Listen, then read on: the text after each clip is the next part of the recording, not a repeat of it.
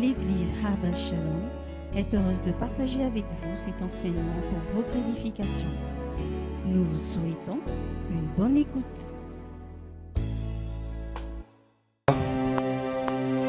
Quand nous venons ici pour parler de la part du Seigneur, ce n'est pas une chose vraiment facile, déjà dans la préparation. Parce qu'on ne veut pas aller copier des choses et vous les donner. Dieu se révèle à ses serviteurs. Et il est très important de prendre du temps et de l'écouter et d'écrire. Et de préparer son message selon qu'il veut que nous répondons aux besoins de son peuple. Mais ce n'est pas facile de tourner le cerveau, de chercher et de pouvoir recevoir de la part du Seigneur. Mais c'est par sa grâce que nous arrivions à la fin. Alléluia. Avant, quand je voyais des hommes de Dieu, je me disais, mais ceux-là, on pouvait dire beaucoup de choses. Mais maintenant que je suis à leur place, c'est pas facile. Alléluia. Tous les jours préparer un message, tous les jours prier, tous les jours se priver, tous les jours se consacrer, ce n'est pas évident. Parce qu'un serviteur de Dieu est d'abord un modèle. Un serviteur de Dieu doit travailler. Un serviteur de Dieu, même s'il est fatigué, il doit enseigner. Alléluia. C'est pour cela que je t'encourage à honorer les serviteurs de Dieu. Tous les serviteurs de Dieu que tu rencontreras. Pas seulement moi et tous ceux que tu rencontreras. Et je me repens d'avoir pas peut-être jugé ou bien me comporter comme il faut avec certains. Alléluia. Nous allons continuer sur la dimension de l'épouse, que notre thème de ces 3 jours de séminaire. Alléluia. Nous avons compris vraiment cette dimension à partir d'hier, au travers de la compréhension des 3 autres dimensions. Alléluia. C'est-à-dire la dimension du serviteur, du fils ou du frère de Jésus, et la dimension de l'ami. Alléluia. Et notre verset de base d'aujourd'hui, pour nous parler toujours que Dieu a différents types de relations avec tout le monde. Il n'a pas la même relation avec tout le monde.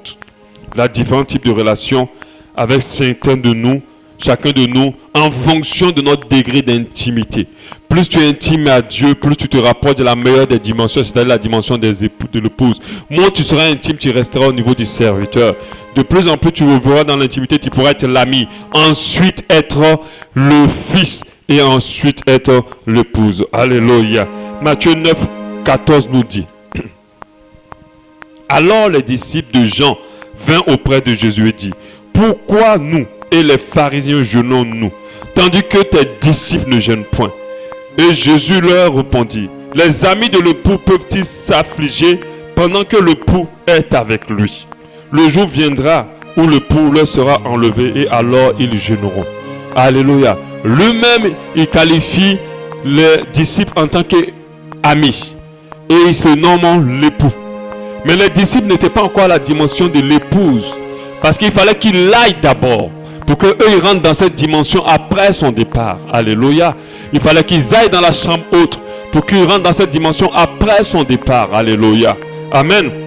Donc, comme pour récapitulatif, nous avons vu 3 dimensions hier. La dimension du serviteur. Le serviteur, c'est celui qui sert l'époux sans avoir de lien de sang avec lui.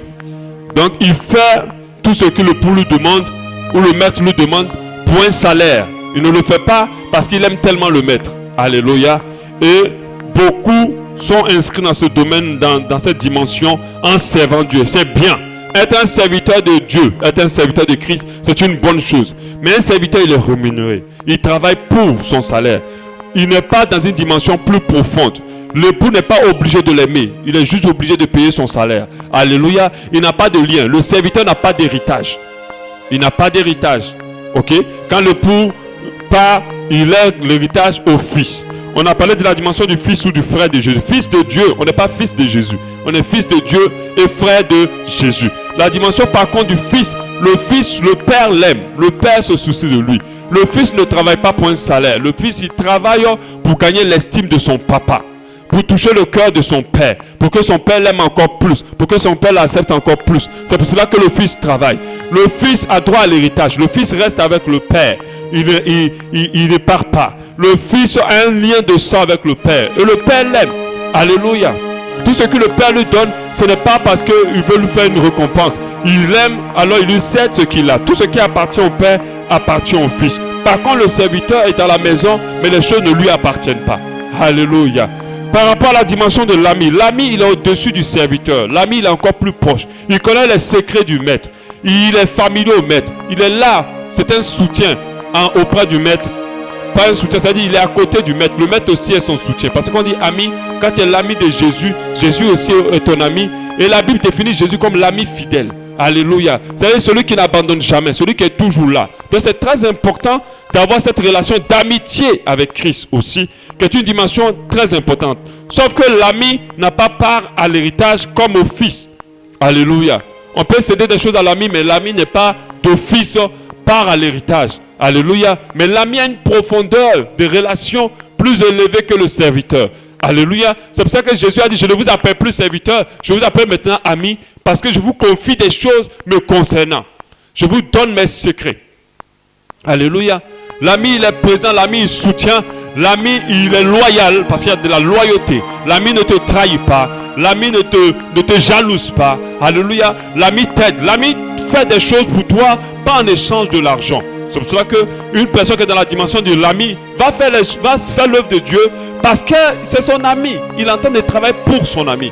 Et les amis font cela pour garder l'amitié, pour renforcer les liens d'amitié. Alléluia. C'est une dimension intéressante, mais ce n'est pas une bonne dimension par rapport à celle, une meilleure dimension par rapport à celle de l'épouse.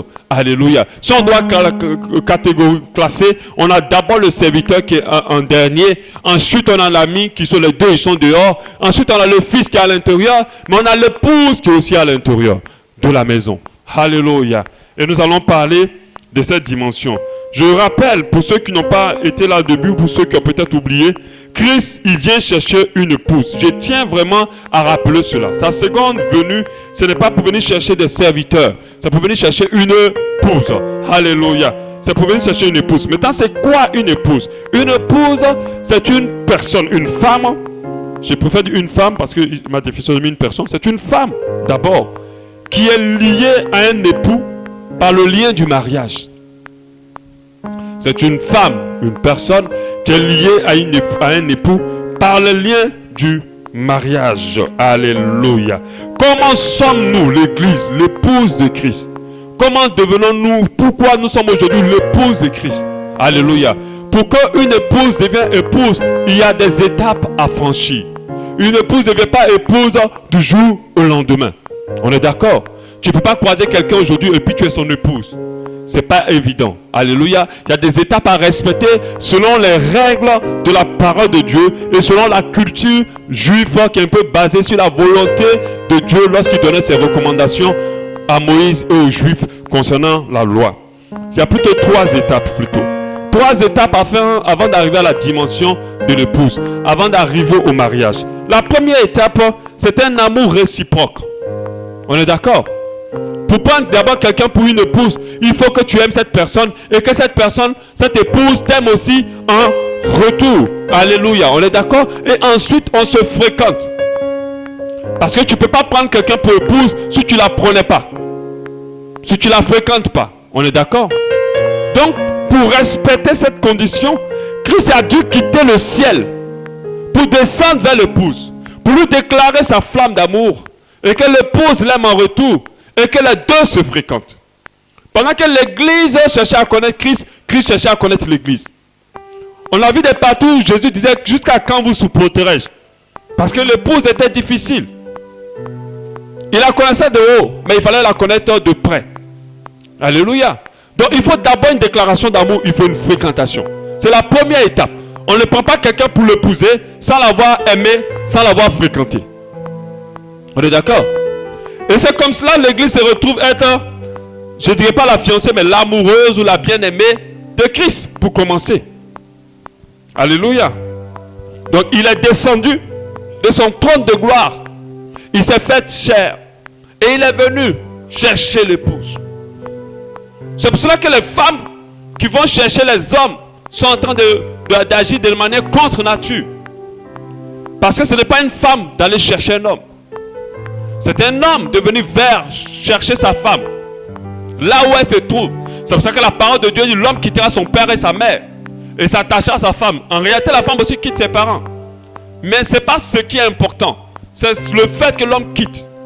Et Christ est venu vers l'église pour la prendre comme épouse. Mais il fallait qu'il commence à respecter les étapes qu'il faut respecter pour que l'église soit son épouse. Donc il est descendu sur terre pour fréquenter sa bien-aimée qui est l'église. Alléluia. Jean 3, 13. La Bible dit, personne n'est monté au ciel si ce n'est celui qui est descendu du ciel, le Fils de l'homme qui est dans le ciel. Alléluia. Jésus est venu chercher, venu déclarer sa flamme d'amour et que l'épouse l'aime. Et ensuite, ils vont passer à la seconde étape. La seconde étape, c'est les fiançailles. Les fiançailles, c'est-à-dire qu'on s'aime, on se fréquente, on essaie de se connaître. Après, dans la fréquentation, on peut dire que ce n'est pas bon. Jésus pouvait dire au stade où il était, avant les fiançailles, que non, c'est bon, moi je ne veux plus, j'arrête la mission. L'église pouvait dire non, on n'accepte pas Jésus. Mais, ça s'est bien passé. On arrive au stade des fiançailles. Les fiançailles, la réelle définition des fiançailles, quand vous prenez dans la Bible, parce que c'est le français qui a écrit les mots. Donc, il faut aller chercher la définition des mots selon le français. Alléluia. Donc, si vous dites fiançailles, les fiançailles, c'est quand deux personnes s'accordent pour se marier. Dès que tu dis, moi, je veux t'épouser, et puis l'autre dit, oui, je suis d'accord pour me marier avec toi, alors on est fiancés. Selon les cultures, on va dire, il faut payer ça, il faut faire cela, il faut faire la cérémonie de fiançailles, ainsi de suite. Mais en réalité, la véritable définition des fiançailles, c'est la promesse de mariage. Alléluia. C'est la période avant le mariage qu'on appelle la période de fiançailles. Alléluia.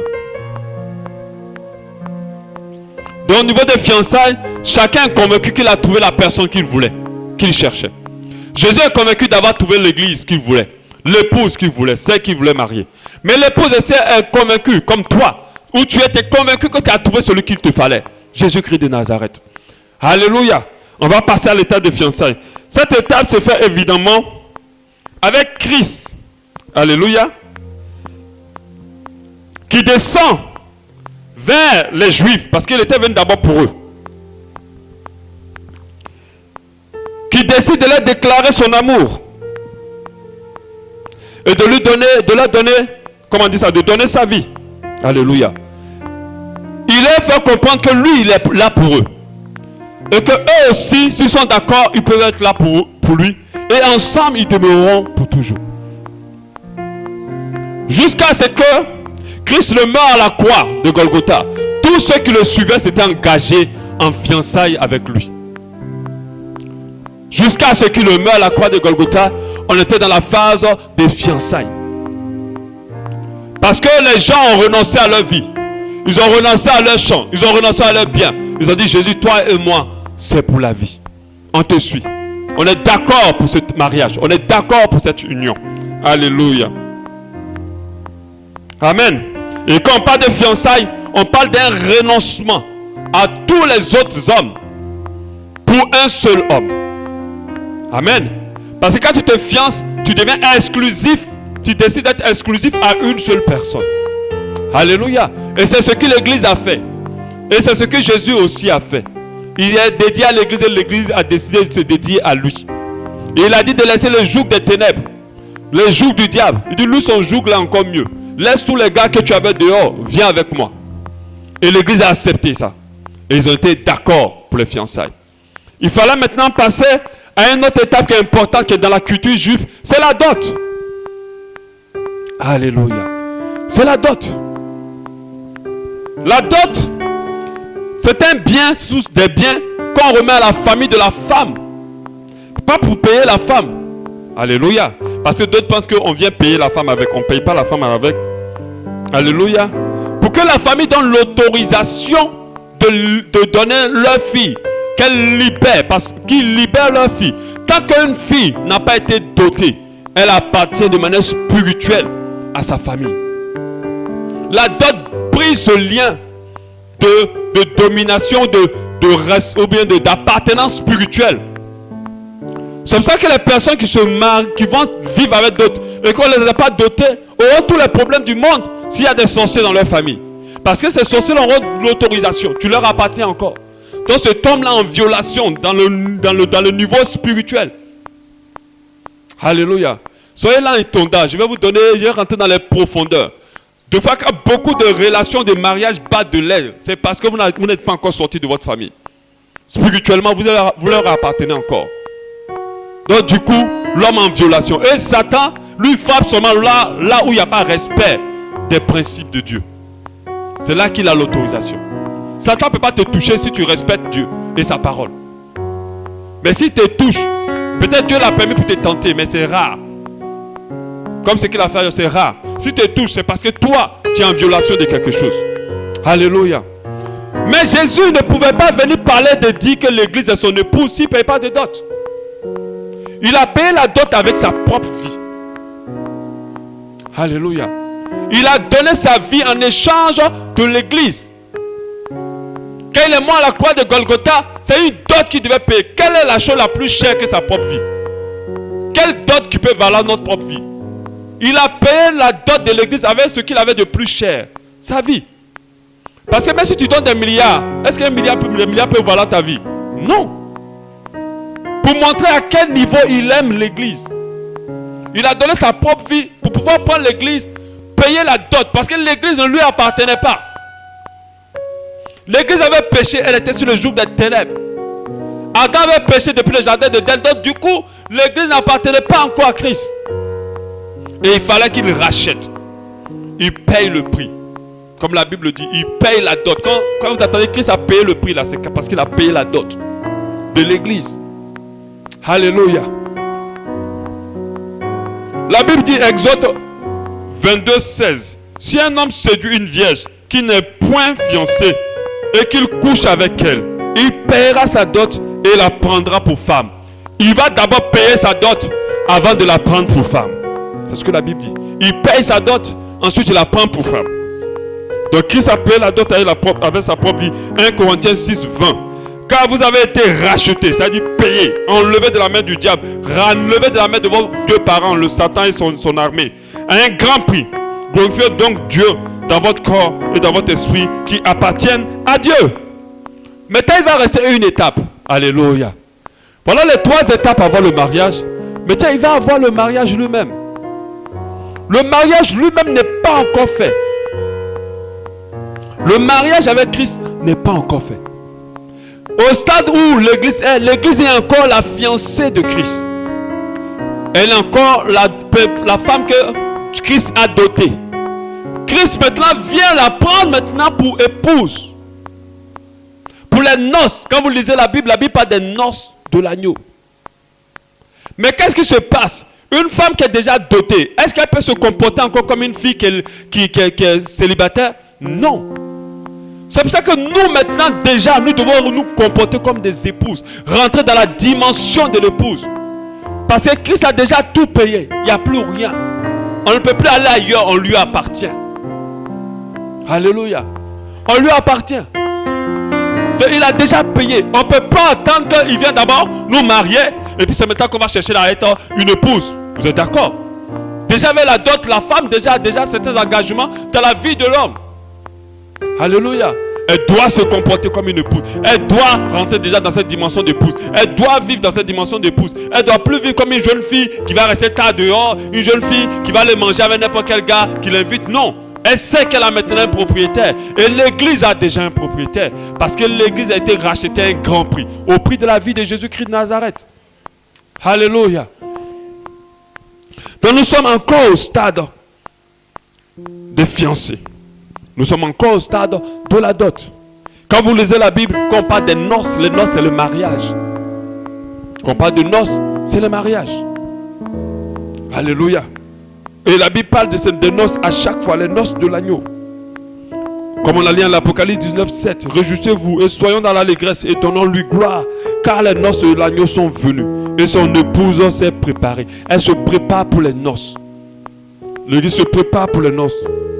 Alléluia. Bientôt Jésus, très bientôt je dirais, viendra prendre celle qu'il a dotée. L'église. Et ils vont se marier. Mais ce qui est intéressant, c'est que le mariage serait un mariage glorieux dans les cieux. Alléluia. Et nous devons nous préparer déjà pour cela. Alléluia. On va maintenant parler de la dimension de l'épouse. Alléluia. Est-ce que vous avez compris un peu jusqu'à là? Vous savez, des fois les gens lisent la Bible mais ils ne comprennent pas que ce qui se passe là, ça n'a rien de nouveau. Christ a suivi les étapes. Il n'est pas rentré par la petite porte.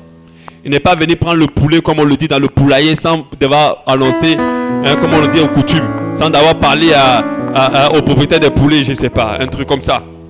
Il n'est pas rentré par la petite porte. Il est venu payer la dot et prendre une épouse. Quelles sont les particularités de la dimension? Quelles sont les particularités plutôt de la dimension de l'épouse? Quelles sont les particularités? C'est de ça maintenant qu'on va parler afin qu'on s'inscrive dedans. Nous devons comprendre que la dimension de l'épouse est la dimension la plus intime qu'on peut avoir avec l'époux. Alléluia. C'est la dimension la plus intime qu'on peut avoir. Une femme est la plus intime d'un homme que tout le monde dans sa vie. Normalement. Parce qu'elle le connaît tel qu'il est. Elle le voit tel qu'il est. Elle sait qui il est. Sans même parler, elle peut comprendre ce qu'il veut dire. Alléluia. Parlons maintenant de quelques particularités. L'épouse, on va d'abord parler de l'épouse. Qui elle est exactement pour l'époux dans cette dimension? L'épouse est une aide semblable. Alléluia. Quand on voit aide semblable, dans aide, on voit quelqu'un qui aide l'époux à faire sa mission, à accomplir ses projets, à faire ce qu'il a à faire. Vous voyez déjà que la dimension du serviteur rentre dedans. Alléluia. Parce que l'épouse travaille pour aider l'époux à accomplir ce qu'il a à faire. Mais elle ne le fait pas pour un salaire. Elle le fait parce que c'est son époux. Alléluia. Elle le fait parce que c'est son époux. C'est une aide semblable. Elle travaille déjà pour lui. Parce que c'est son mari. Tout ce qu'il faut, je ne dirais même pas qu'elle travaille pour lui. Elle travaille avec lui. Ça c'est bien. Ça c'est le bon mot. Amen. Une épouse travaille avec son époux. Alléluia. Elle travaille avec lui. Moi et ma femme, on a une entreprise ensemble. On travaille ensemble. Je ne vais pas lui payer un salaire à la fin pour dire, bon, tout ce que tu as fait là, tiens, comme certains maris le font. À la fin du mois, ils en ont 500 000, tiens, va te récompenser. Ce n'est pas ton employé. 500 000, il faut que vous décidez ensemble. Si c'est 500 000 ou 1 million, tu dois lui donner. Parce que ton argent est aussi son argent. Alléluia. Donc quand tu enlèves la 500 000 pour donner à ta femme, pour dire, va te faire plaisir, tu ne la considères pas comme ton épouse. Parce que tu dois dire combien tu as, et puis elle va dire, bon, moi j'ai besoin d'1 million, ou bien j'ai besoin de ceci. Et toi, prends ça, accorde-nous pour que toi, on doit s'accorder. Donc l'épouse travaille avec l'époux. Les serviteurs travaillent pour l'époux, pour le maître. L'enfant travaille pour et avec, les deux. L'ami va travailler aussi pour et avec. Mais l'épouse, elle travaille avec. Elle ne fait rien pour que l'époux lui paye un salaire. Elle fait parce que c'est son mari, c'est normal. Ce que ton mari a comme tâche, tu le fais avec lui. Et on a ajouté semblable. L'épouse n'est pas au-dessus de l'époux. L'épouse n'est pas en bas de l'épouse. Elle n'est pas derrière l'époux plutôt. Mais elle est à côté de lui. Semblable, c'est-à-dire que ce que l'époux est, elle l'est aussi. Alléluia. Si Jésus est capable de détruire toutes les adversités des ténèbres, l'épouse est capable aussi. Alléluia. Si Jésus, notre époux, est capable de manifester tous les dons qu'il a manifestés dans la parole de Dieu, nous pouvons aussi, en tant qu'épouse. Parce qu'on est semblable à lui. Le serviteur pas forcément, le fils aussi pas forcément. L'époux fait manifester quelques caractères du père, ou avec quelques caractères du frère, mais pas tout. Alors que l'épouse, on dit semblable. Pareil. Donc elle peut manifester aussi les capacités de l'époux. Parce qu'elle est semblable à lui. Genèse 2, 18 dit, l'Éternel dit, Dieu dit, il n'est pas bon que l'homme soit seul, je lui ferai une aide semblable. Alléluia. Une aide semblable. Donc elle aide l'époux et elle est semblable à lui. L'épouse aime l'époux. Et ses désirs sont portés vers lui. Il domine sur elle. Et il règne sur elle. La parole de Dieu nous dit en Genèse 3,16. Il dit à la femme, j'augmenterai la souffrance de tes grossesses, tu enfanteras avec douleur, et tes désirs seront portés sur ton mari, mais il dominera sur toi. Quand j'ai vu il dominera sur toi, quand j'ai vu ça, le Saint-Esprit me dit, la domination sur nous, de l'époux sur l'épouse, c'est que Christ règne dans nos vies. Christ règne dans nos vies. Ses désirs sont portés. C'est-à-dire tout ce que tu désires le plus au monde, c'est Christ. N'est-ce pas qu'une femme, même si elle a des milliards, qu'elle n'est pas aimée par un homme, sa joie n'est pas parfaite. C'est bizarre, mais c'est la société, c'est comme ça que Dieu a fait. Le truc, c'est que ça sort de ce verset. Ses désirs seront portés vers l'homme. Et il dominera sur elle. L'homme, s'il a des milliards, il n'a pas besoin de femmes. D'avoir forcément une femme auprès de lui. Alléluia. La société veut briser cela. Parce qu'on a des femmes maintenant qui payent des hommes juste pour avoir des rapports avec elles. Et puis c'est fini, elles n'ont pas besoin d'hommes. C'est faux. Ça, c'est des esprits démoniaques qui sont en train de déformer les choses. Alléluia. L'épouse a le désir porté vers Christ. Lorsque ton cœur est plus porté vers les choses de ce monde, tu n'es pas encore dans la dimension de l'épouse. Parce que quand l'épouse se lève, c'est l'époux qui l'intéresse. Tout son problème, c'est l'époux. Toutes ses envies, c'est l'époux. Tu vas lui donner des milliards, ça ne va pas la satisfaire. Tu vas l'amener dans tous les pays du monde. Après, elle va te dire, mais est-ce que tu m'aimes? Parce que tout ce qu'elle désire, c'est d'être aimée par l'époux. Tout ce qu'elle veut, c'est d'être appréciée par l'époux. Tout ce qu'elle désire, c'est d'avoir l'attention de l'époux. Alléluia. Vous voyez la dimension, mais un fils n'est pas forcément capté sur ça. Pas forcément. La preuve, le fils prodigue, il a pris son héritage, il est parti. Alléluia. Et le mari dominera sur lui, c'est que Christ règne dans la vie de l'époux. L'épouse. Si Christ ne règne pas dans ta vie, tu n'es pas encore à la dimension de l'épouse. Parce que quand on dit il règne, ça veut dire que tu ne vis plus du tout. C'est lui qui vit en toi.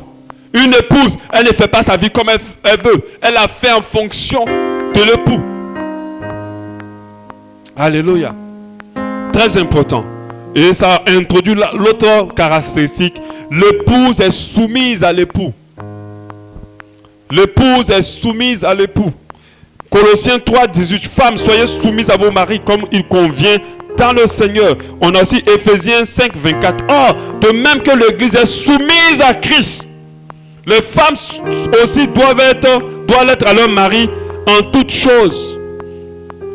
L'épouse est soumise à l'époux. C'est-à-dire, elle est là pour faire ce que l'époux dit. Elle est là pour obéir à ce que l'époux dit. Mais bien sûr, dans un esprit d'envie, de désir, de plaisir. Ce n'est pas une soumission contraignante. Comme d'autres le voient. Quand vous voyez des couples se disputer plutôt, le va dire, mais la Bible a dit qu'il faut être soumise. Mais eux, ils entendent dans la soumission l'esclavage, la domination. Tu n'as rien à dire.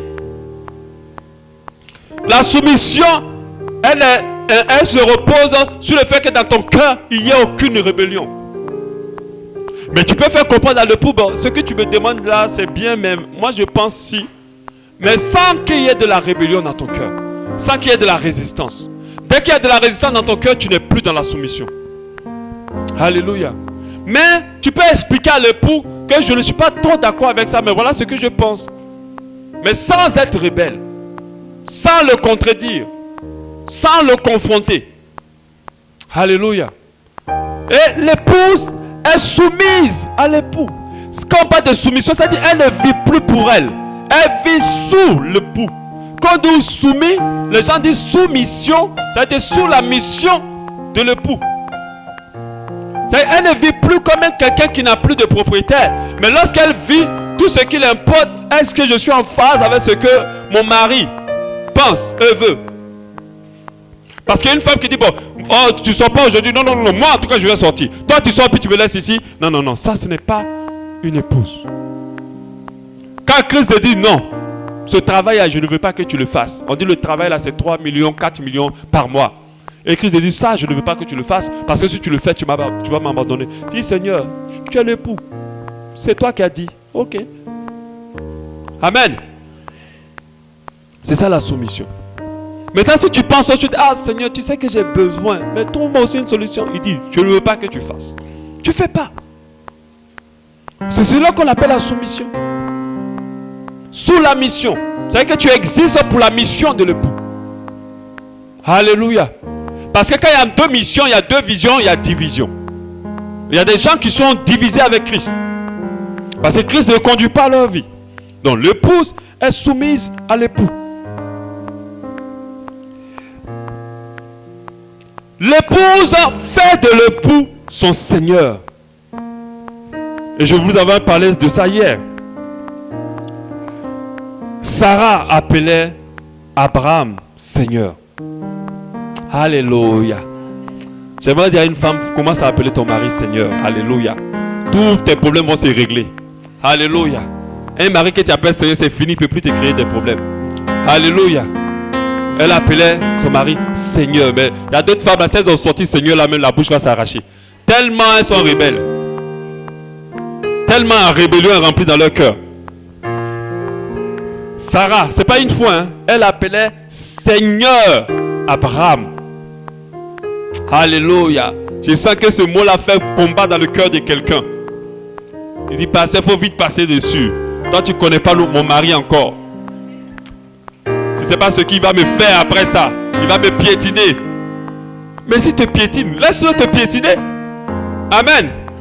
Mais Dieu élève ce qu'on rabaisse. Quand Dieu va le confondre, c'est ça qu'il va voir que tu n'es pas n'importe qui. Tu es rentré dans la dimension de l'épouse. Alléluia. Amen. Sarah appelait Abraham Seigneur. Genèse 18, 12. Elle rit. Parce que quand Abraham lui a dit qu'elle va avoir un enfant, elle a ri en disant, maintenant que je suis vieille, aurais-je encore des désirs? Mon Seigneur aussi est vieux. Elle ne parlait pas de Jésus, hein. Elle parlait de son mari. Mais qu'est-ce que ça veut dire Seigneur? Parce que les gens confondent Jésus-Christ. Ils aiment beaucoup le Jésus-Christ sauveur. J'en ai parlé au début. Le sauveur, c'est celui qui t'aide dans tous les problèmes, qui te guérit, qui te donne l'argent, qui te sort des problèmes, qui te donne le salut. Mais le Seigneur, c'est celui à qui ta vie est soumise. C'est celui pour qui tu vis, celui que tu respectes, celui qui t'oriente, celui qui te guide, celui pour qui tu es soumis, vers qui tu es soumis. Quand tu dis que quelqu'un est ton Seigneur, c'est que tu n'as plus de désir. C'est ce désir qui prime sur ta vie. Mais le côté de Jésus-Christ Seigneur est étouffé. Écoutez tous les chants que les gens écrivent. Vous vous rendez compte, Jésus-Christ Sauveur, Jésus-Christ Sauveur, Jésus-Christ Sauveur, c'est tout. C'est que Sauveur. Il nous permet de terrasser les géants, de terrasser les Goliath. Sauveur. Oh ma soeur, si tu es stérile, Jésus va te donner l'enfant. Sauveur. Il a l'or et l'argent. Sauveur. Mais rares sont des personnes qui disent Seigneur, je suis là, je ne veux désire plus rien si ce n'est que toi. Rares sont les gens qui se prosternent devant lui pour dire que tu es ma vie, tu es mon existence. Je veux t'expérimenter encore plus profondément. Descendre dans mon cœur. Remplis-moi de toi. Je veux te voir, je veux te toucher. Mais c'est plutôt Jésus-Christ qui délivre, qui guérit, qui combat pour nous, qui renouvelle, qui fait ceci. Et ça, c'est le côté sauveur. Et l'épouse a pour son Seigneur. C'est-à-dire, sa vie est soumise au Seigneur. Elle est soumise complètement au Seigneur. Un autre élément, l'épouse se rend belle pour son époux. Alléluia. Une épouse qui se néglige est une épouse qui est en train d'avoir un problème et qui n'est pas une bonne épouse. Parce qu'une épouse doit faire voir de toutes les couleurs à son mari. Je n'ai pas dit avec les problèmes, mais je dis quand il vient la voir, vraiment il se dit oh la femme elle est trop belle. Mais quand il revient un autre jour, on dit oh ça c'est quelle femme encore. Quand il revient un autre jour encore oh amen. Son mari doit avoir toutes les couleurs. Elle doit se faire belle pour son mari. Alléluia. Mais la beauté de l'épouse pour l'époux, c'est les bonnes œuvres. Alléluia. C'est les bonnes œuvres. La parole de Dieu nous dit en 1 Timothée 2, 9. Je veux aussi que la femme vêtue d'une manière décente, avec pudeur et modestie, ne se parle ni de tresse, ni d'or, ni de perles, ni d'habits somptueux, mais qu'elle se parle de bonnes œuvres, comme il convient à une femme qui font profession de servir Dieu. Quand des gens ont lu ça, elle ne met plus les perruques, elle ne met plus les mèches brésiliennes, elle ne met plus les montres, elle ne met plus, même la pommade, elle ne met plus. Parce que la parole de Dieu a dit. Il y a des gens qui comprennent tout, je ne sais pas, ils tournent la Bible et puis ils lisent ça. Ça n'a rien à voir. Ça, quand on te dit, ça veut dire ne te concentre pas sur ton apparence physique, mais veille à l'état de ton cœur. Parce que ce n'est pas parce que tu auras... Parce que quand vous voyez ça dans certaines églises, ou dans certaines foi, certaines personnes, elle se fait tellement belle, elle s'achète des choses chères. Elle dit, mais je suis la fille de l'Éternel des armées. Il faut que je porte des choses chères pour mon Dieu, à la gloire de mon Dieu. Dieu n'est pas glorifié parce que tu as porté une montre de 1 million. Dieu est glorifié parce que ton cœur est pur et que tes œuvres le glorifient. Alléluia.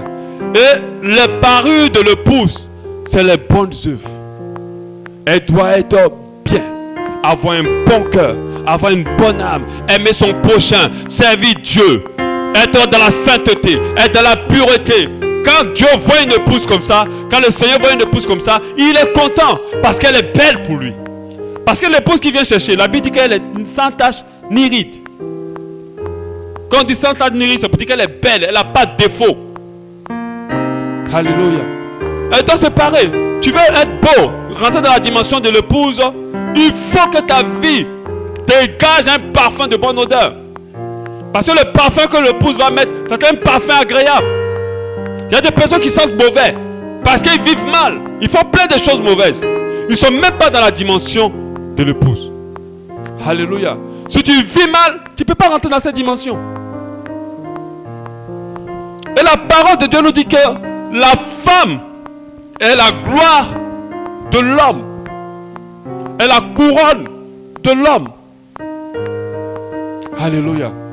Donc pour dire que tel que tu es, c'est Christ que tu honores ou tu déshonores. Parce que si moi, ma femme, s'habille d'une manière bizarre avec les tapettes, elle s'en va à la présidence. Et puis on lui prend une photo pour mettre dans l'union. C'est pas elle qui aura plus honte, c'est moi. Parce que telle ma femme est, c'est moi. Alléluia. C'est moi. Donc l'épouse doit refléter l'image de l'époux. C'est pour ça que Jésus attrape son visage tout le temps, avec tous les frax dans l'église, avec tout ce qui se passe dans l'église. Mais je vous dis une chose, l'épouse de Dieu n'a pas de problème avec ça, n'est pas concernée par ça. Ma pensée, je ne sais pas d'aujourd'hui ou d'hier, j'étais en train de faire comprendre clairement aux gens qu'un chrétien, ce n'est pas celui qui vient à l'église ou celui qui fréquente, qui est de la religion chrétienne. Ce n'est pas celui qui est né dans une famille chrétienne. Un chrétien, c'est celui qui ne vit plus pour que Christ vienne en lui. Parce que chrétien veut dire petit Christ. Et l'épouse de Christ ne se corrompt pas. Si tu es une épouse, tu es dans la dimension de l'épouse, tu ne vas pas te retrouver dans des petits trucs. C'est quoi? Aller sortir avec la femme de quelqu'un dans l'adultère, à cause de combien de temps de plaisir? Même si tu es performant, tu ne peux pas faire 24 heures. À cause de ça seulement, tu vas gâter ton nom. Mais non. L'argent, je vous dis, Dieu m'a fait comprendre ça le plus vite possible et je bénis le Seigneur. Je t'assure, l'argent que tu n'as pas gagné légalement va te détruire. Mais si c'est des millions. Tu vas te dire oui, oh, je vais construire ma maison. Tu vas construire, oh, je vais faire cela. Mais sache que tout ce que le diable te donne, c'est pour ta destruction. C'est pour ça que j'aimerais dire à quelqu'un, prends le temps avec Dieu. Au moment convenable, il te donnera. Si tu n'as pas donné, ce qui est dans le ciel est plus grand que tout ce qui est ici. Alléluia. Et Dieu m'a dit, il ne faut pas courir. Donc quand me présente des stratégies, je suis entrepreneur, pour avoir l'argent. Ah, j'ai regarde tous mes problèmes à régler. Et puis je regarde l'époux, j'ai dit non. C'est vrai, je vais régler mes problèmes. Mais qu'est-ce que j'ai pris avec? Des maladies. Vous pouvez avoir des milliards et être malade et sans que la maladie ne puisse être guérie. Vous pouvez prendre des milliards tout de suite et avoir des problèmes. On n'est pas fini dans votre famille. Avoir des enfants rebelles. Est-ce que l'argent peut transformer un enfant rebelle? Non. Mais ou détruire les mariages. Il y a de l'argent qui a détruit certains mariages. Tu as eu l'argent, tu étais content. Et puis ton mariage a craché. Je vous dis, la meilleure manière de préserver sa vie, c'est de ne pas rentrer dans quoi que ce soit qui soit de la corruption. Sortez de là. L'épouse, elle se part de ces œuvres-là. Elle veut plaire à son époux.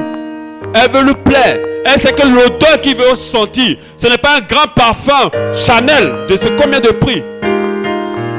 C'est déjà quand ils arrivent dans l'église, l'église a pris toute l'odeur. Le parfum a pris toute l'église. On ne peut plus sentir les parfums des autres. En se disant que oui, c'est la gloire de Dieu. Vous confondez la gloire de Dieu. La gloire de Dieu, c'est la pureté de vie que tu vis. C'est ça qui est la gloire de Dieu. C'est ça qui fait que tu es une épouse rayonnante devant ton Dieu. Alléluia. Pour comprendre mieux la dimension de l'épouse, déjà au niveau de l'épouse, quand on lit Proverbe 31, 10, qui dit: qui peut trouver une femme vertueuse? Elle a bien plus de valeur que les perles. Le cœur de son mari a confiance en elle. Et les produits ne lui feront pas défaut. Elle lui fait du bien et non du mal. Elle fait du bien à son mari et non du mal tous les jours de sa vie. Elle se procure de la laine et du lin et travaille d'une main joyeuse. L'épouse travaille, c'est ce que j'ai dit au départ. Elle travaille. Elle est comme un navire marchand. Elle amène son pain de loin. Elle se lève lorsqu'il est encore nuit. Elle se lève lorsqu'il est encore nuit. Tu veux rentrer dans la dimension de l'épouse. Tu dors jusqu'à 10 heures. Tu vas rentrer dans quelle dimension de l'épouse? On dit elle se réveille pendant qu'il est encore nuit. Alléluia. Donc il faut comprendre que arrête de te réveiller quand c'est le soleil même qui te tape dans la chambre et puis tu te réveilles. Et elle donne la nourriture à sa maison et la tâche à ses servantes. Elle pense à son champ. Elle acquiert de fruits. Elle acquiert du fruit de son travail. Elle plante une vigne. Elle ceint de force ses reins. Elle affermit ses bras. Elle sent ce qu'elle gagne est bon. Sa lampe ne s'éteint point pendant la nuit. Sa lampe ne s'éteint point pendant la nuit. Sa lampe ne s'éteint point pendant la nuit. Ça veut dire que quand la difficulté atteint l'épouse, sa foi ne baisse pas. Sa foi reste pareille.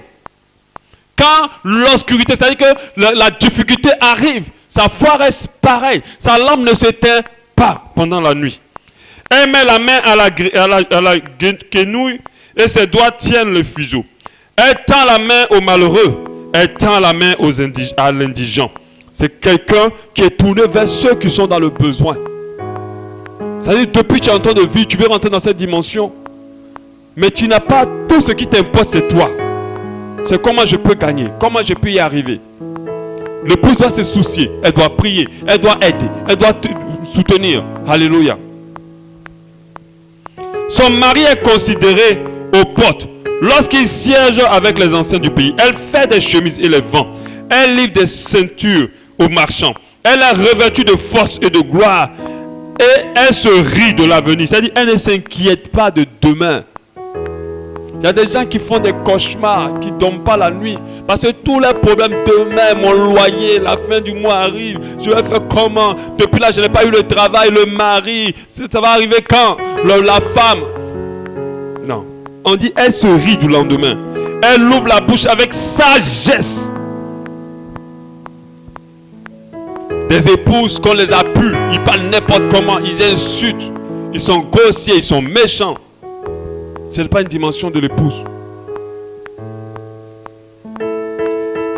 Elle ouvre sa bouche avec sagesse et ses instructions, des instructions aimables sont sur sa langue. Elle veille sur ce qui se passe dans sa maison. Elle ne mange pas le pain de la paresse. Ses fils se lèvent et disent heureuse. Son mari se lève et lui donne des louanges. Plusieurs filles ont une conduite vertueuse, mais toi, tu les surpasses toutes. La grâce est trompeuse et la beauté est vaine. C'est ce que je disais tout à l'heure. La beauté physique est vaine. La femme qui craint l'Éternel est celle qui sera louée. Récompensez-la du fruit de son travail et qu'au porte ses œuvres la louent. Alléluia. Donc l'épouse, c'est celle-là qui n'est pas paresseuse. C'est celle-là qui est sage. C'est celle-là qui s'occupe de ceux qui sont dans le besoin. C'est celle-là qui parle avec sagesse. C'est celle-là qui se réveille tôt. C'est celle-là qui travaille. Sa dimension est plus élevée que celle du serviteur et de l'enfant. Alléluia. Il y a des enfants qui ne sont pas obligés de travailler pour le Père. Parlons maintenant de l'époux. Jésus-Christ. Après, je parlerai de l'avantage qui lie cette relation. Jésus-Christ, il prend soin de l'épouse. Alléluia. C'est de la responsabilité de l'époux de s'occuper de l'épouse. Alléluia. Il prend soin. Il a dit dans sa parole en Philippiens 4, 6, ne vous inquiétez de rien, mais en tout, fait connaître à Dieu par les prières, des supplications, avec des actions de grâce. Alléluia. Il a dit, tu n'as pas encore demandé. Si tu demandes, je vais te donner. Alléluia. Il prend soin de l'épouse. Il s'occupe d'elle. Il lui donne ce qu'elle a besoin, ce qui est nécessaire. Pas parce qu'elle le demande, parce qu'il le voit et il le fait. Alléluia. Il prend soin d'elle. Il protège l'épouse. Alléluia. Vous savez, vous pouvez frapper le fils de quelqu'un. Ça va l'énerver, mais ça ne va pas l'énerver autant si vous avez frappé sa femme. Amen. Parce que si vous frappez la femme de quelqu'un, vous l'avez vraiment déshonoré. Vous l'avez vraiment humilié. Vous l'avez vraiment méprisé. Or, si vous frappez le fils de quelqu'un, il va se fâcher. Mais vous ne l'avez pas méprisé autant que lorsque vous frappez sa femme. C'est pour ça que celui qui touche à l'épouse a affaire à l'époux. Celui qui ose toucher à l'épouse a affaire à l'époux. Cette dimension est tellement élevée, vous devez comprendre cela. Celui qui touche aux enfants de Dieu, qui sont dans la dimension de l'épouse. Parce qu'il y a des chrétiens, les frappent, Christ ne bouge pas trop. Alléluia. Parce que eux là même, ils connaissent même pas la présence de Dieu, ils n'ont pas d'intimité avec Dieu. Christ le regarde, il dit c'est bien fait. On va te frapper encore plus. Vous n'avez pas vu des parents quand on te frappe, ils viennent te frapper aussi pour mettre dessus. Parce que toi-même, ils savent que tu es bandit. Si on t'a frappé, c'est à cause de toi-même. Mais il y a d'autres qu'on ne peut pas toucher. Qu'on ne peut pas. Qu'on ne peut pas toucher. Parce que si on touche, ça va chauffer. Parce qu'ils sont déjà dans la dimension de l'épouse. Et ça, il ne faut pas les frôler. Il ne faut pas t'amuser. Alléluia. Il protège l'épouse. Il cadre l'épouse. Il la protège. Il la garde. La Bible dit celui qui touche à l'un de vous a touché à la prunelle des yeux de Dieu.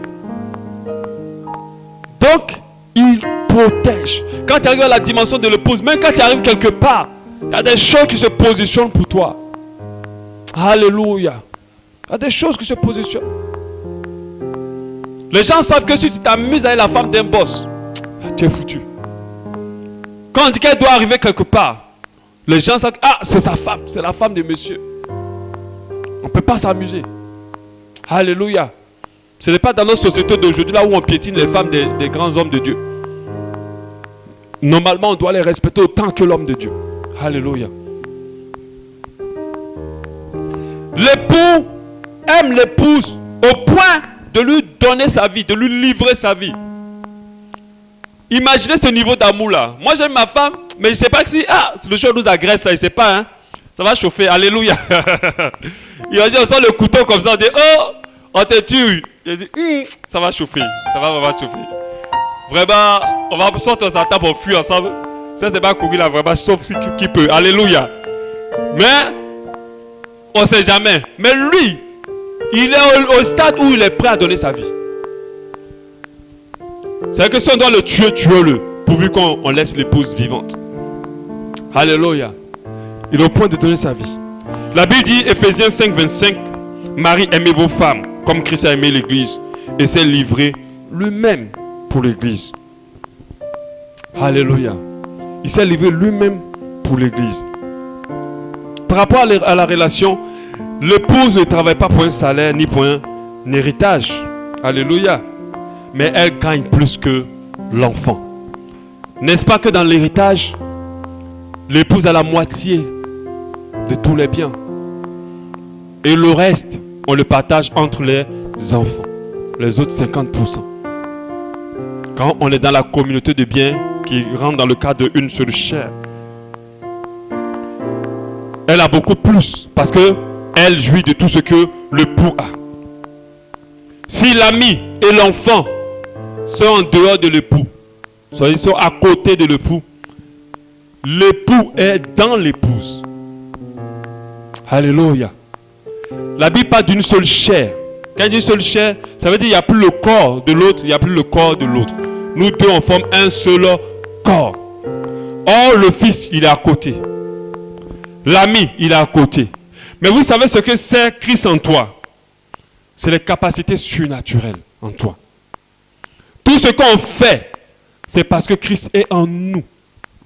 La dimension de l'épouse nous permet d'être capable de certaines choses qu'on ne sera pas capable si on est un fils, ou si on est un serviteur, ou si on est un ami.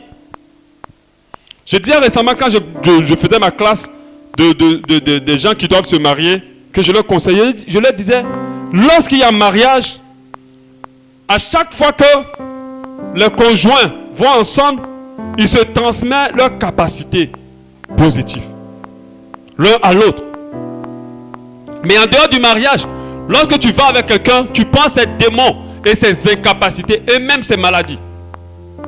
Mais quand tu es marié, quand tu vas avec quelqu'un, tu prends sa force, tu prends ses capacités, tu prends sa puissance, tu prends tout de lui. Alléluia. Donc du coup, l'épouse grande dans une dimension du surnaturel, dans une dimension de la puissance. Alléluia. Un homme de Dieu donnait cet exemple. Il dit, l'homme ne peut pas voler. Si tu jettes un homme du 3e étage, tu auras une crêpe en bas. L'homme ne peut pas voler. Mais quand il monte dans l'avion, il vole. Amen. Quand tu montes dans l'avion, il vole. Une épouse n'est pas capable de beaucoup de choses. Alléluia. Mais quand Christ rentre en elle, elle est capable. Elle a cette capacité à nouveau. Elle a cette capacité maintenant. Alléluia. Mais l'enfant n'a pas forcément cette capacité. Il n'a pas forcément la capacité du père. Il doit travailler. Parce qu'il ne fait pas une seule chair avec le père. Par contre, l'épouse fait une seule chair avec le père. De telle sorte que si quelqu'un touche une personne qui est dans la dimension de l'épouse, il a touché l'époux.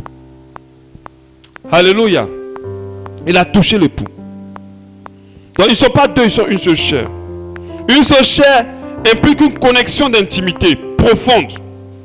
Quand on dit une seule chair, c'est ce qu'il pense, c'est ce que je pense. Ce qu'il est, c'est ce que je suis. Alléluia. C'est ce que cela veut dire.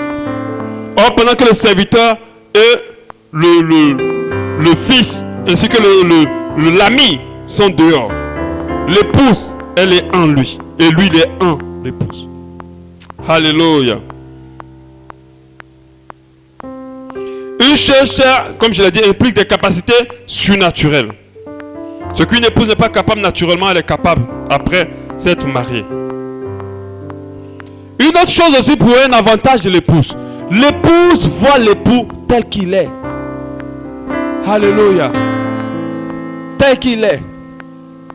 S'il a une tache sur son bras, personne ne peut voir. L'épouse, elle sait. Elle le connaît mieux que tout le reste. Que les enfants, que le serviteur et que l'ami. Parce qu'elle le voit tel qu'il est.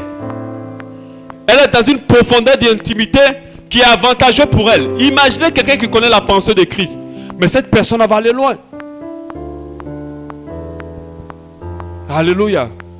Quand vous allez venir vers moi, vous voulez me faire un cadeau, mais vous voulez me gagner ma sympathie. Il suffit de vous diriger vers mon épouse. Alléluia. C'est qui va vous dire, en fait, il est comme ça, il est comme ça. Faut pas faire ça, faut pas faire ci. C'est comme ça que tu vas réussir à être proche de moi. Parce qu'elle, elle me connaît. Mais vous ne me connaissez pas. Vous me connaissez en partie, mais pas totalement. Elle me connaît un peu plus. Parce que nous sommes plus intimes que toutes les autres personnes autour de moi. Alléluia. Donc quand tu es dans la dimension de l'épouse, tu deviens quelqu'un à qui Christ révèle des choses avant les autres. Tu deviens une personne qui comprend les choses avant les autres. Alléluia. Tu commences à avoir des rémas plus puissants. Rémas, c'est des révélations de la parole de Dieu plus puissantes. Il y a des personnes qui se retrouvent dans des embuscades et qui perdent leur sac ou quelque chose d'important. Et il se dit, mais Seigneur, mais pourquoi tu ne m'as pas prévenu? Parce que tu n'es pas l'épouse. Tu n'es pas dans la dimension de l'épouse. Si tu es dans la dimension de l'époux qui sait toutes choses, te dira, là ne passe pas. Alléluia. Cette dimension est tellement avantageuse. Et en plus de ça, elle nous donne une grande place au ciel. Un bon héritage. Alléluia. Parce que l'époux se confie à l'épouse aussi. L'époux se confie à l'épouse. Il dit des choses, il dit ses secrets, il lui dit ce qu'il pense, il lui transmet ses pensées. Elle est son amie. Alléluia. C'est pour ça que je vous dis, l'amitié rentre dedans. Une épouse, une bonne épouse, c'est d'abord une amie. Alléluia. Si tu n'es pas ami avec celle que tu maries ou celle que tu as mariée, alors tu n'as pas encore une épouse. Parce que moi, quand je passe ma journée, la personne avec qui j'ai envie de rencontrer, tout dire, c'est ma femme. Je ne peux pas appeler un ami au téléphone pour raconter ma vie. La personne avec qui je rigole, c'est elle. La personne avec qui j'aime passer plus de temps, c'est elle. Parce qu'un ami, c'est ça. Alléluia. Et l'épouse est l'ami de l'époux. Un ami, c'est un confident. C'est quelqu'un qui est là. Quand je suis malade, même mes propres parents ne peuvent pas faire ce que ma femme fait pour moi. Mais pareil aussi pour elle. C'est la personne qui va plus se soucier de toi que tout le monde. Ainsi que l'époux aussi. Parce que quand l'épouse a un problème, c'est l'époux qui est inquiet avant tout le monde. Donc c'est lui qui va s'occuper plus de toi. C'est pour ça que cette dimension est importante. Il peut arriver que les enfants quittent la maison, mais l'épouse ne part pas. Alléluia. Les enfants ils vont grandir, ils vont partir. Mais l'épouse, elle reste. Elle reste là. Elle demeure avec l'époux.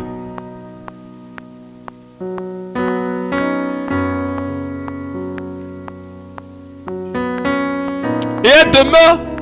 Ce qui est intéressant quand le Saint-Esprit m'a dit, normalement un mariage humain c'est jusqu'à ce que la mort nous sépare. Mais le petit bémol dans notre affaire ici, c'est que l'époux est éternel. Alléluia. Donc c'est un mariage d'éternité. Alléluia. L'époux ne meurt pas. Il est éternel. C'est jusqu'à... Le point on s'arrête seulement. On met point là. Alléluia. Il n'y a pas plus. Donc c'est un mariage pour l'éternité. L'épouse a droit à tout ce que l'époux possède. Ce qui m'appartient, appartient à ma femme. C'est ça la vraie logique. Dans un couple, lorsque quelqu'un dit mon argent, ton argent, il y a un problème. Ce n'est pas un couple. Ce n'est pas un mariage. Parce que ce qui m'appartient, appartient à ma femme. Ce qui lui appartient, m'appartient. Et quand tu rentres dans la dimension de l'épouse, tu commences à expérimenter des choses extraordinaires. Moi, j'ai vécu cela. Cette dimension, je la connais par la grâce de Dieu. C'est vrai que j'y rentre, je sors des fois quand c'est pas trop bien. Mais j'aime le Seigneur tellement que rien ne m'importe dans cette vie. Et à chaque fois que je vais quelque part, j'ai comme l'impression qu'il y a des gens qui veillent sur moi. Il y a quelqu'un qui me garde. À chaque fois que quelqu'un me fait du mal, j'ai comme l'impression qu'il y a quelqu'un qui me venge. Alléluia. À chaque fois que je suis dans le manque, j'ai comme l'impression qu'il y a quelqu'un qui se dépêche pour débloquer la situation. Alléluia. À chaque fois que je suis inquiet, j'ai comme l'impression qu'il y a quelqu'un qui me chuchote dans l'oreille pour m'apaiser. Et ça, ce n'est pas une fois, deux fois, trois fois, c'est tout le temps. Quand tu es dans la dimension de l'épouse, il y a quelqu'un qui se presse pour toi. Il y a quelqu'un qui est autour de toi. Il y a quelqu'un qui veille sur toi. Il y a quelqu'un qui te garde. Parce que celui qui t'a touché le méprise lui. Et cette dimension-là, pour l'atteindre, il faut renoncer au monde. Il faut aimer l'époux de tout son cœur, de toute son âme, de toute sa pensée, de tout son être. Il faut aimer sa présence. Il faut passer du temps dans sa présence. Il faut s'investir pour les choses de l'époux. Travailler pour lui. Prêt même à sacrifier son avenir ou sa vie dans ce monde pour lui. On ne peut pas atteindre cette dimension-là si on ne renonce pas à ce monde. On ne peut pas. Parce que le rival de l'époux, c'est le monde. Ce n'est même pas Satan. C'est le monde. Parce que ce n'est pas Satan qui attire les gens. C'est le monde. C'est le monde qui est l'adversaire de l'époux. C'est cette vie ici-bas qui est le rival de l'époux. C'est cette vie ici-bas qui arrache plusieurs épouses à l'époux. C'est cette vie ici-bas qui distrait, qui amène plusieurs épouses dans l'adultère. La Bible parle d'adultère que vous êtes. Vous êtes avec quelqu'un qui a payé votre dot et vous partez voir ailleurs en vous attachant aux choses du monde. C'est cette vie. Pour atteindre cette dimension, il faut que ton cœur renonce. Il faut que ton cœur aspire autour de l'époux et l'attende. Il faut que ton cœur l'aime. Il faut que tu aimes sa présence. Parce que tu as tous les avantages à l'intérieur. Alléluia. Il faut que tu aspires profondément à cela. Alléluia. On va lire un dernier verset. Éphésiens 5, 25. Pour terminer.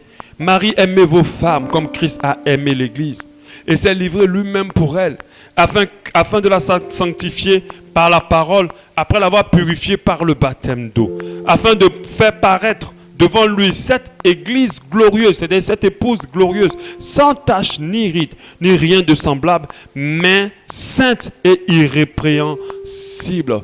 Quand on parle d'une épouse irrépréhensible, c'est une épouse qui a été fidèle. C'est une épouse qui n'a pas fait d'adultère. C'est une épouse qui n'a pas trompé son époux. C'est une épouse qui a été loyale. C'est une épouse qui est restée travailleuse à s'occuper des choses de son époux pendant qu'il n'est pas encore là. Il n'est pas revenu. C'est une épouse qui existe pour lui, qui vit pour lui, qui l'attend, qui aspire à lui, qui aime sa présence, qui aime l'entendre, ainsi de suite. C'est ça une épouse irrépréhensible. Alléluia. C'est ça une épouse irrépréhensible. Elle peut faire des fois des erreurs, mais elle aime son époux tellement qu'elle préfère se détacher de ce qui la sépare de son époux. Alléluia. Elle préfère abandonner, sacrifier tout ce qui l'éloigne de son époux pour rester accrochée à lui. Tu ne peux pas continuer à vivre comme tu es. Tu ne peux pas continuer à avoir la relation que tu as avec Christ et espérer entrer dans cette dimension de l'époux. Déjà, la dimension du serviteur est difficile pour beaucoup. Parce qu'un serviteur, c'est quelqu'un qui n'a plus de volonté, qui obéit à la volonté de son maître. Mais beaucoup ont du mal. Ils cherchent leur propre volonté. Ils sont attachés à leur propre ambition. Tu dois atteindre la dimension de l'ami. L'ami, c'est quelqu'un qui se confie à l'autre, qui est fidèle. Quand on parle d'amitié, le profond de l'amitié, c'est la fidélité. Alléluia. C'est la loyauté. Alléluia. Mais cette dimension, nous devons la chercher. Être l'ami de Christ, être proche de lui. Mais bien plus, nous devons chercher la dimension du fils et du frère de Christ. Le fils de Dieu et du frère de Christ. Dans cette dimension, on a part à l'héritage. Alléluia. C'est pour ça que la parole de Dieu nous appelle des fils. Mais comprenez qu'au niveau des enfants de Dieu, il y a les bébés et les fils.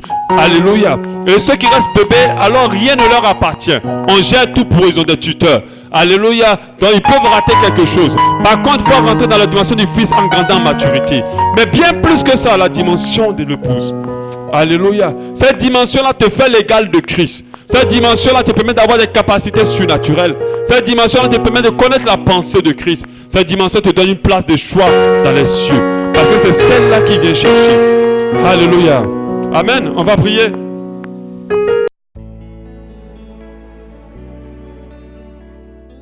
L'Église Habas Shalom remercie le Seigneur pour cet enseignement qui perfectionnera votre foi.